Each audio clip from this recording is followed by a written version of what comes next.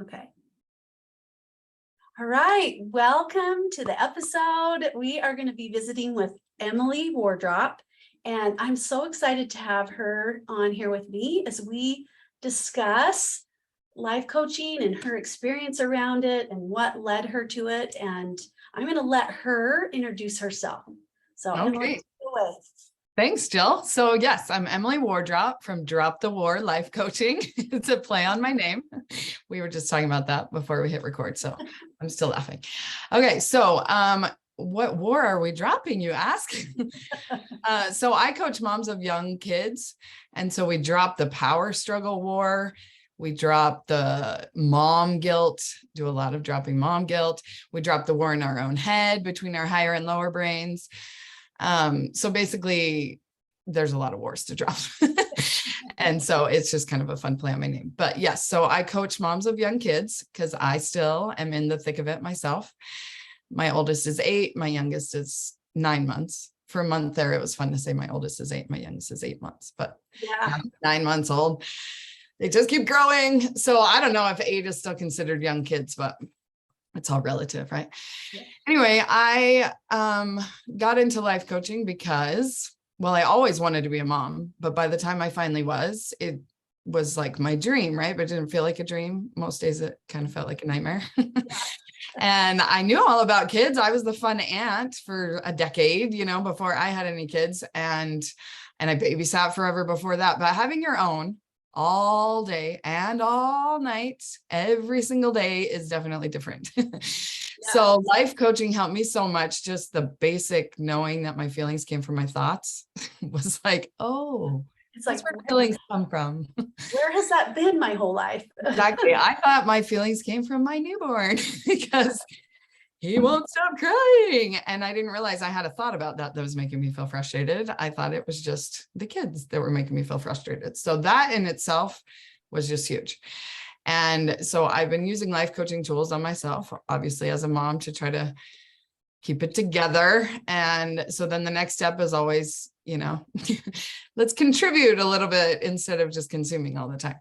Yeah. And so I thought I would be a life coach someday, like when my oldest was in kindergarten. No, that's when I ended up doing it. Yeah. I thought I would do it when my youngest was in kindergarten, but my youngest was not even born yet.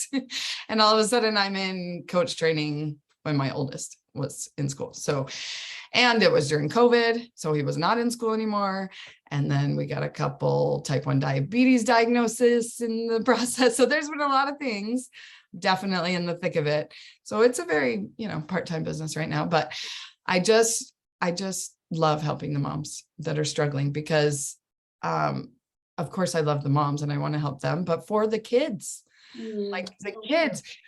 Oh, Jill, should I just jump in? So this is my message. I want all the moms to believe that they are a good mom, because what we make it mean, all the stuff going on all day, how our kids are behaving, how we're feeling, whatever it is in our circumstance line. I don't know if your listeners know too much about the model, but whatever it is, we're making it mean that we're a terrible mom. Why do we do this? We need to stop doing this. Yes. You are not a terrible mom. Yeah. No matter how old your kids are. It's like like I just think that everyone I know at one time or another believes they were a terrible mother. Yeah. Right. Like all question our what we did, if we chose the right thing or reacted the right way, or or kids are so we blame ourselves. Yeah. Exactly. And so that is why I'm a life coach, to help everybody stop doing that. So sorry, go ahead. I was just going to say, I like to coach moms of young kids because I hear people get, all the time they say, oh, I wish I had these tools when my kids were little. Yeah. And so I just don't want people to say that anymore. I want them to have these tools while their kids are little. But if it's too late for that, you're always a mom. Whether you're a grandma now too, a great grandma, you're still a mom. Yeah. And that role does not go away. And the mom guilt is still there, whether it's from things you did or didn't do when they were little or now in your role as a mom of adult children or as a grandma. It's just really important that we not make it mean lies. They're lies that we're telling ourselves. And when we know the model, we know that when we think we're a good mom, then we feel good, then we act good, and we are a good mom, right? Good. The model Yes. is the most basic, right? And Yes. so when we make it mean that we're a terrible mom, then we feel terrible and we continue to do the things that we define as a bad mom, and we're stuck in the mud. Yeah. I love your message. I think it's so valuable. I'm one of those moms that thought, wow, I wish I would have known this later, because I did lose my temper. I was a yeller. I had expectations that if they weren't met, I would get so frustrated, and I let things control my emotional health. Mhm. And so finding this has been so freeing. Yeah. And again, I don't think it's too late. Like, we also learn from those times. Like, we learn from those moments when we aren't our best. Exactly. You know, Yeah. we learned a lot. I learned how I want to be because of those moments. And that ultimately, I think that's why we're here, is to learn who we want to be, right? Yeah. And when we believe that the whole entire point of this earth life is to learn and grow and develop, then it makes sense that we didn't get some parenting manual with the scriptures, that are like canonized that say, do this, don't do that, and then you'll be a good mom. There's no perfect defining anything. We can make that up ourselves. Yeah. And so many things.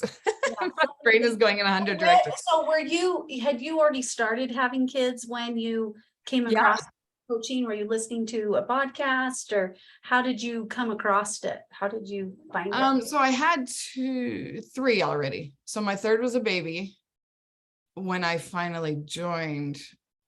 I joined Jody Moore's coaching program at the end of 2017. And so I had three by then, but I was listening to her free stuff, doing her free webinars, doing everything, so I was listening to podcasts and things for a while before that. I did one of her free mini sessions. Like, I've been around that long since she was doing mini sessions, right? And so I had kids already. Oh, this was one of the things I wanted to say. So after we find coaching, then we add another layer of guilt and shame on top, because we're like, oh no, I know how to deal with my emotions. I've learned all of this now. And so those of us who were blessed enough to find it when our kids were little, it can be a blessing and a curse. True. We have to manage our minds double time, because we are still human, and I do still yell, and I do still have all the feelings, and I am a good mom still. I think that's such a good point, Emily, because I think for people like me, right, who do look back and go, oh, I wish I would have. But that even if you find it when your kids are little, you're still going to question yourself. You're still going to doubt yourself. You're going to still feel those things, because yes, you are human. And so it doesn't matter when we find it, we need it. Yeah. And the other thing we teach as life coaches is a 50-50 rule, right? That we're always going to have the 50-50 human experience. We're going to feel quote unquote negative emotions and positive ones. But I'm not really jiving with the way some coaches use the 50-50 rule with parenting. Like, I'm a good mom and I'm a terrible mom. Like, that just only helped me to a point. And then I was like, no, like, that's not acceptable. I want to be a good mom more than 50% of the time. And so not until I finally started believing this is my message. So I am a good mom. Like, it's who I am inherently. We came to this earth as daughters of God. We have his DNA in us. He is good. We are good. He made us. We're good, period. Like, we are, that's who we are. But we're also in this mortal experience, in this, temporal body that's flawed, and emotions are part of the whole learning and growth and development that we need to go through. So who we are. So basically, you can think about yourself somewhere in the progress of an acorn to a mighty oak tree, right? If the oak tree is like the goal. So all of the potential is already in the acorn. But we look at that acorn and say, oh, you're such a terrible oak tree. So you are a good mom, but you are, and you are also in a process of development. And that's the point. Like, that's why we're on this earth. And so beating up the acorn is just going to make it rot and not turn into an oak. Like beating ourselves up. I do not know why we think that that's useful, but our Yes. brains continue to do it, right? I know it's Yes. not useful and I still do it for sure. And Yes. so I have this fun brain hack that I always teach that you don't even have to argue with your brain about the thought. Like we're out of milk. So like, yeah, we ran out of milk. Sorry. But my brain wants to make that mean I'm a terrible mom. So, Yeah. so I say we ran out of milk and I'm still a good mom. Yeah. Like daughter couldn't find where she was supposed to be at school this morning and the neighbor had to help her because I sent her off to walk to school by herself. Yeah. I walked with her yesterday. Like she felt confident. She knew what she was doing, but they got a little confused. And I am still a good mom. Like whatever it is that's going through our minds that Yes. we're supposedly making mean that we're a terrible mom. If we just cut that part out, that part's the lie. Like the circumstance is whatever it is, and we are still a good mom. Yes. And Just to kind of retrain our brain a little bit, because we're not going to be able to take that thought away completely and believe it. Right. right. Right. So, That's the key, right? Is to find something that's believable. And I love how you brought in and. I'm such a believer of and. Like, let's get rid of but, right? Yeah. Let's just get rid of that. And it's always and. Yeah. We can hold two things at the same time. Yeah. We can be a good mom and still be in the process of learning and growing and developing. And I mean, if I've thought about this a lot, is if the end goal is to get back to live with our heavenly parents and our Savior Jesus Christ, if that's the end goal, we were already there. Mhm. We were already there. So there's a greater purpose than even returning back. Yes, that is the goal, but there's a huge piece we're leaving out, and that is becoming like them. And that includes that 50-50, that the opposition in all things is what is going to refine us. And sometimes we're put these families, or we are put in these families with little people, and then they turn into big people. And sometimes it's hard to show love. It's hard to show up our best selves, but what better lab Exactly. to learn how to do that, to learn to become like the Savior. Yeah. Than in these families. Yeah. For sure. Because it's easy to be nice to people, and like feel love for people that you see every now and then, or, even your coworkers, you can keep on a happy face for so long. But the way you live under the same roof and you just let all your truths spill out all over that's where the rubber really meets the road. Yeah. Yeah. And it's all designed perfectly that way. Yeah. I just always love the thought that I'm messing them up in the perfect way. Yes. I'm the perfect mom for them. But, because if I was a perfect mom, that would be a disservice to them because they're not perfect. Yeah. And they would hold themselves up to the expectation that they were raised by some perfect mom. My kids don't have that disservice for sure. I guess we can all agree with that. Yeah, we are not the perfect mom, and that's exactly what they need. Exactly. Yeah. Exactly it's hard to remember at the time, but yeah, it's one of those reassuring after the fact sort of thing. Yes. And practically, because I teach them how to make repairs. I teach them how to come back later and what it looks like to really feel sorry and to try to make it better, because they're, emoting all over each other all day. And I'm hanging out with toddlers all day. I'm in my toddler brain too. We're all just a big mess. And then come back later and apologize and love each other and whatever. And isn't that's such a huge piece to it? I think that is a big part to all of it, is the coming back around. Yeah. I love that. So as you work with your clients, as you work with moms, what do you see? What are some of the things you see that they really struggle with? Is it just they feel like a bad mom, or is there more to it than that?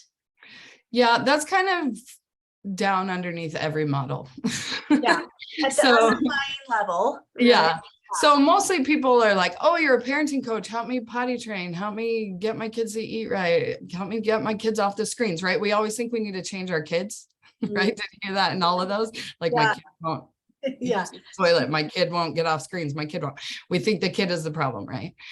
And so, of course, in coaching, we find out and really have to swallow every time that we cannot control them. There's coaches of it always makes me laugh because it's like coaches that coach, teenagers or moms of teenagers or adult children or whatever, they're like, you're learning that you can't control your kids anymore. I'm like, did you not have toddlers? Like, I'm learning this already. I cannot control my kids. Like, I gave up that illusion a long time ago. The only person I can control is myself. And I'm perfectly aware that when I am losing it, it's because I'm trying to control them. Yes. So take a step back and I control myself. And again, that models to them emotional maturity, right? And because of course, that's the other thing moms always want to know is like, ooh, I love this stuff. How do I teach my kids? I want my kids to be able to be emotionally mature because I can't do it myself. So we always because if they figure it out, then we can feel better. Yes, exactly. Right? Our adult kids to behave so that we feel better. We can feel better no matter what the chaos is going around us, no matter what they're doing. And we will also feel terrible. Like, we're not gonna be superhuman. Right. So there's both sides of the coin always, like you're saying, being able to hold both things. Yeah. So you mentioned one of the brain hacks you use is the and. Yeah. Right? And I am still a good mom. Still a good mom. I love that. And those moms out there that are like me, we can still say that. Yes. And you are still a good grandma. And you are still a good, navigating those relationships with adult children can bring up that for you, for moms that have adult kids, that still rears its head. Yeah. Well, because as soon as, again, you learn the coaching tools and then you're like, I want my kids to do this. You want to send your daughter-in-law to a life coach or something. But I want to send my mother-in-law to a life coach. It's all part of this managing we were talking about, like learning from the relationships, and so nobody else needs the life. Well, feel free to refer your daughter-in-law to me. Yes. But yeah, really, really seeing that whatever it is that's bothering you about somebody, it's probably triggering you because there's something there for you to learn about yourself. And to dig into that instead of being so hyper focused on everyone else's behavior. And if they just knew the model, then they wouldn't be so spiritual or like emotionally immature or whatever, you know. But if we're thinking that, then so are we. We're an emotional childhood thinking. We're being very childish in that regard. Yeah, so true. Is there anything else that you see that you've noticed as you've worked with these young moms? Yeah, I'd say you touched on it briefly, blaming ourselves. Okay, so that goes with dropping the mom guilt, right? So guilt is useful. We don't actually drop the mom guilt. What we drop is the mom shame. So it's okay to feel guilty if your value system says you don't want to be yelling and you're like losing your shiz all over your kids. Like, you're going to feel guilty about that, which is okay. That's just the dissonance of who you are. You are a good person, and you believe that what a good mom would do is not be like taking her emotions out on everyone around her. And so you're going to feel some guilt. That's fine. But when the guilt sours and turns into shame that there's something wrong with you, then that's just a lie, because you are good at your core. That's who you are. And so the dissonance is good because it shows you this is not who I am. But when you label yourself, that's another thing. When you say I am angry or I am impatient or I am frustrated or whatever, those are lies, because you are not those things. Those are just emotions. I am good. That's it. Like, that's who I am. And you can elaborate on that, like, I am a patient mom, but patience is a feeling, and we kind of blow it up into like an identity thing, and I just really like to like just narrow my identity to good. Like, God is good, I am good, it's all good. And then you can get more specific if you want to, but like for me, I can only swallow so much at a time. And so I'm still trying to digest this idea, right? And so what were we talking about? Go ahead, remind me where I tangented. Well, the idea that we are good, we're not our emotions, we're not even our roles. Right. Yes. If you really break it down, like, I am a good mom is beautiful too, but at the essence, like you touched on, is I am good. And I really like to even consider, like, God is love. Yeah. Right. And so we're love. And I think that we're here to learn how to choose love, Yeah. to choose to live in love. Mm-hmm. And so I think sometimes we can get caught up with our roles. We label ourselves as by what we do and the emotions we feel, which will never serve us. Which even is tricky with love, I found, because love is an emotion, right? That's true. I Yeah. feel like I for sure love my kids. I'm not always feeling the emotion of love because I'm not always thinking thoughts that are Yes. lovely, right? Yes. Yes. And that's okay. And I Yeah. am still a good mom. So if Yes. I'm not feeling love all day, because that's absolutely impossible for a human being, I'm pretty sure, Yes. then that's okay. Like that can be the goal. That's great. Yeah. But again, not to beat ourselves up Yeah. when we're not there. And I loved how you, like, I think guilt can be a springboard forward. It's a way to create wanted change. Mhm. Again, when it sours and turns into Shame. Then shame wants to hide. Shame plays small. Shame just hides up in her bed watching Netflix instead of feeding her kids something other than ramen. Like when I'm just feeling guilty that they should eat better, then maybe I'll look into like how I could do that. But if I'm just like, if I make it mean that I'm a terrible mom, which we intertwine with I'm a terrible person, right? We like take on that mom identity so tight that then I just want to hide. And I'm like, forget it, eat whatever we want, like go watch, just do it. I don't care, you know? And then we prove to ourselves that we are a terrible mom. Yeah.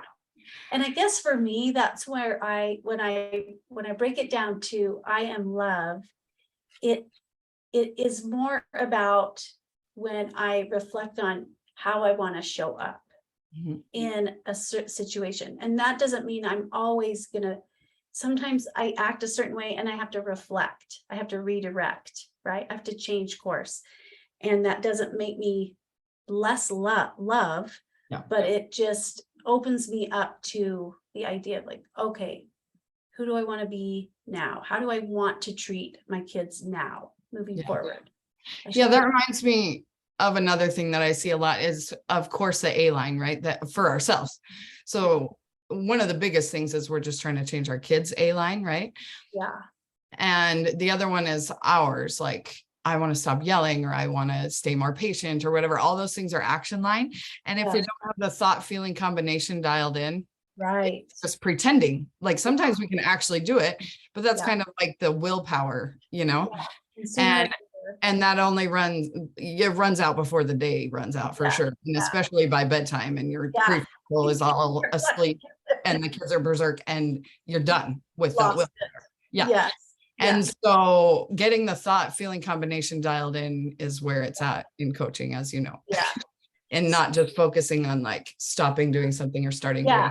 Because if you're only focused on, I don't want to yell anymore, I don't want to do this anymore, that's great, but it's not going to get you where you want to go. Yeah. Plus your brain doesn't hear that don't. And so when like, I'm not going to yell, don't yell, don't yell, don't yell. All of a sudden your brain is like, what? Yell? Okay. And plus the whole emotional, feeling the feelings through instead of acting them out, the tools. Yes. I think for me, that's probably one of the bigger things that I have taken away is just, I grew up in an era, I believe that, and I don't know if it's similar for you, but feelings was not really a thing. No. Right? It was like, just, okay, brush it off, move on. We don't talk about you're okay. Yeah, you're fine. And so I don't think I knew what it really meant to process an emotion until I found life coaching. I didn't really understand that. Yeah, me too. Me either. And it really, I think that's one of the most critical first steps, I think, is when we're in an elevated emotional state, we can't access any form of rational thinking. Yeah. And when you're a mom with littles running around, you're in that fight or flight basically all day. All day long. Like being in the tiger's bin, like your brain literally thinks that they're tigers. Like they're just they're not tigers, but you're in fight or flight all the time. And so I have to like take bathroom breaks, close the door. They're like pounding on the door while I'm like processing some emotion, before I like to get back out there, And so, yeah, it's really important to fix because as soon as we learn that our feelings come from our thoughts, and we want to just change our thoughts so we can feel better. But in the heat of the moment, all you can do is just feel. You've just got to feel them through. And then afterwards, you can go back and try to think of a thought that could be more useful in that situation. And it might help next time. But really, like the thoughts are pretty quick. Like it's going to take a long time to reach rapid fire. and so this good mom hack has actually really helped me way more than any of I used to call them band-aid thoughts, like, oh, this is a thought I'm going to try next time, and it kind of band-aids the situation. But really, like having a foundation of believing that I am a good mom, then like what would a good mom do? And it's not like someday I'll be that elusive good mom and what would she do? It's like I already am. So then I just do. Like I do things. All of a sudden my kids are eating something other than ramen instead of like, and they still eat ramen sometimes, but I'm not beating myself up about it anymore. It's like, I just know that I am. And so there's not so much at stake. It's like every little thing I do or however they're behaving doesn't mean this catastrophic thing about me. I think that we, in the church, like we learn that we're a child of God in primary, right? And we believe that, because we're young and we believe things that are true because we're closer to the veil or something. And then we go into young women's. I'm a beloved daughter of heavenly parents. And we still kind of believe that until we start making mistakes.